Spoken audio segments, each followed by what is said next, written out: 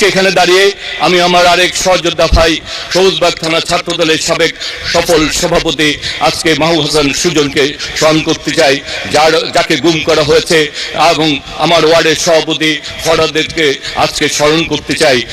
আহ্বান জানাচ্ছি জনাব হাবিবুর রশিদ, মাননীয় প্রতিমন্ত্রী। ধন্যবাদ মাননীয় স্পিকার। বিসমিল্লাহির রহমানির রহিম। আসসালামু আলাইকুম। মাননীয় স্পিকার, রাষ্ট্রপতি ভাষণের উপর ধন্যবাদ প্রস্তাবে আলোচনার শুরুতে আপনাকে ধন্যবাদ জানিয়ে আমি আমার বক্তব্য শুরু করছি। প্রথমে মহান আল্লাহর দরবারে শুকরিয়া আদায় করছি, তিনি আমাকে এই মহান সংসদে দাঁড়িয়ে দেশের মানুষের কথা বলার সুযোগ করে দিয়েছেন। মাননীয় স্পিকার, লাখো শহীদের রক্তের বিনিময়ে আমরা পেয়েছি লাল সবুজের পতাকা, আমরা পেয়েছি মানচিত্র, আমরা পেয়েছি একটি স্বাধীন সার্বভৌম বাংলাদেশ, আমরা বিশ্বের মানচিত্রে পেয়েছি বাংলাদেশ হিসেবে নিজেদের স্বীকৃতি। আজকে এখানে দাঁড়িয়ে তাই আমি লাখো শহীদের প্রতি আত্মার প্রতি মাগফিরাত কামনা করছি। আজকের এখানে দাঁড়িয়ে দীর্ঘ আন্দোলন সংগ্রামে আমাদের যে সকল সহযোদ্ধারা আত্মহতি দিয়েছে তাদের আত্মার প্রতি শ্রদ্ধা নিবেদন করছি। 24শে জুলাই আগস্ট আন্দোলনে যে সকল সহযোদ্ধারা ছাত্র জনতা রক্ত দিয়েছে, জীবন দিয়েছে, আমি তাদের আত্মার প্রতি মাগফিরাত কামনা করছি। যারা পঙ্গুত্ব বরণ করছে, জেল জুলুম কারাবরণ করছে, তাদের প্রতি শ্রদ্ধা নিবেদন করছি। আজকে এখানে দাঁড়িয়ে আমি আমার সহযোদ্ধা খিলগাঁও থানা ছাত্রদলের নুরুজ্জামান জনির কথা স্মরণ করতে চাই, যাকে জোরপুকুর মাঠে 16টি গুলি করে তার বুক ঝাঁঝরা করে দিয়েছিল সেই সময়ে স্বৈরাচারী শেখ হাসিনা।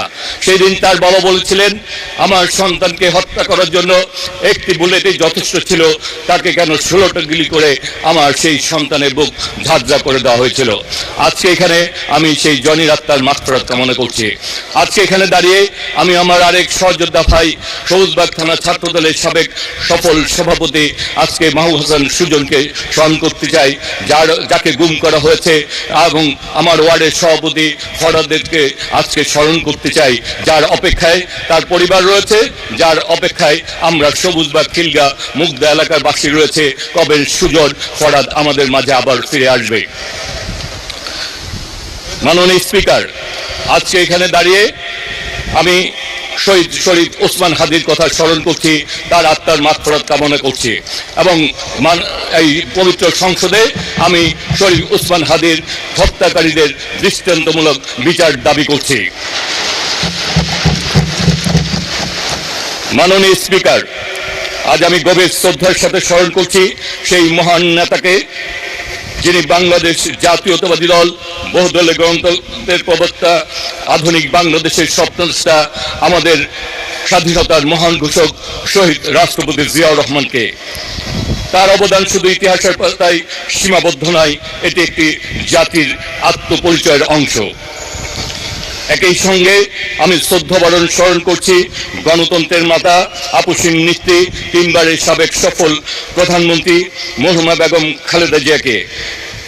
তিনি গণতন্ত্রের জন্য সংগ্রাম করে এক অবিনশ্বর প্রতীকে নিজেকে দৃষ্টান্ত স্থাপন করেছেন, যিনি গত 17 বছর প্রতিকূলতার মধ্যেও মাথা নত করেননি। সন্তানের মৃত্যু সহ্য করেছেন, তবু অন্যায়ের সাথে আপোষ করেনি। মহান আল্লাহর দরবারে আমি তাদের জন্য জান্নাতুল ফেরদৌস প্রার্থনা করছি। মাননীয় স্পিকার, অত্যন্ত বিনীতভাবে আমি এই মহান সংসদকে জানাতে চাই, এটি আমার দ্বিতীয় জীবন। মহান আল্লাহর অশেষ রহমত, দেশবাসীর দোয়ায় আমি এখনো বেঁচে আছি। আমার ফিরে পাওয়া এই জীবনে দেশবাসীর কল্যাণে নিজেকে নিয়োজিত করতে চাই। মাননীয় প্রতিমন্ত্রী, আপনি 1 মিনিটে কনক্লুড করে দেন। ওদের নেতা জনাব তারেক রহমান প্রতিশ্রুতি বাস্তবায়নে কাজ করেন।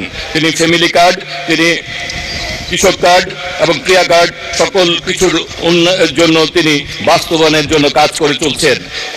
আজকে আমি বলছি, আমরা যারা রেলপথ ও সড়ক নিয়োজিত রয়েছি, আমরা বাংলাদেশের রাস্তাকে উন্নত করব, আধুনিক রেল ব্যবস্থা তৈরি করব, যোগাযোগ ব্যবস্থার গতি আনবো ইনশাল্লাহ।